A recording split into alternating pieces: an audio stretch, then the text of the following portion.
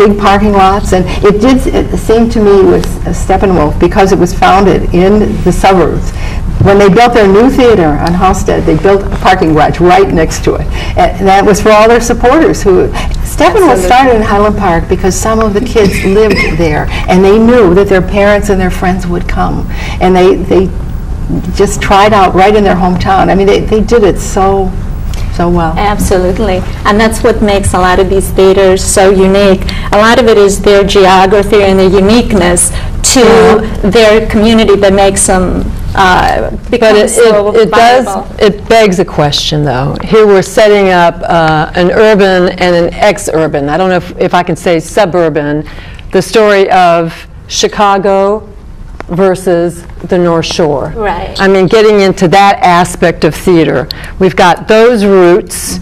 Were they rebels, these theaters on the North Shore? Steppenwolf was. Yeah, totally. But then we've got where they came from to a certain extent, right? And getting into Chicago, geography. Right. What is the pull? I mean, is there any shadow cast on suburban or what? Well, I think you had mentioned it a little bit in terms of geography, is the fact that these suburban theaters have the benefit of being pretty close to the city. There's plenty of theaters out in like Naperville, Downers Grove, maybe there's a theater in Hoffman Estates, but the thing is that what we're talking about is the availability to the people in the city to really make it part of the Chicago theater community. And also for the press to come out. Highland Park, Skokie, Evanston, they're right next door to Chicago, so it's easy for, these are great, communities to plant a theater because of its proximity to the city. So the North Shore Theater the North Shore Theaters are a heck of a lot more successful in terms of growing roots, and also many of them have been around for decades now. So they've certainly had the time to, Northlight's had the time to establish themselves as Skokie's theater. While, the further western, southern suburbs, they're at a bit of a disadvantage in terms of being identified with the city. There's places like First Folio and Oak Brook and New World Repertory Theater in Downers Grove that are fine theaters, but they're not as identified with Chicago's theater movement as the North Shore is. And also, again, with Northlight, Apple Tree, really in Piven coming around in the 70s, this was when there was this enormous boom of people starting their own theaters in Chicago. So, and obviously with Steppenwolf as well, it was everyone, they were there at the beginning, so they were the ones that were able to dig in and really form roots. And gain respect over the course of decades. And it's not just build it and they will come. Right. They were there. Yeah. So we have, the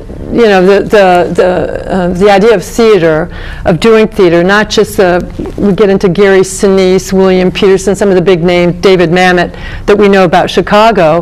They're actually the communities themselves who are supporting and financially that are committed to, but you have people still committed to putting together seasons that are adventuresome, right? Who would you call in terms of that aspect of theater in Chicago? Oh, but in terms of adventures, I would say that really recently Writers Theater has been, both Writers and Next have really sort of popped up in terms of being particularly adventurous. Next Theater just had the world premiere of a musical called The Adding Machine, which went on for a very long, successful run in New York. And that really made them more nationally recognized. Writers Theater just had a production of William Ing's Picnic, directed by David Cromer, which was enormously successful. They just had a world premiere musical called A Minister's Wife, which was very successful. And they've really been able to, these couple theaters really have stepped up in the last few years in terms of forging their own identities and really sticking out from the rest of the crowd.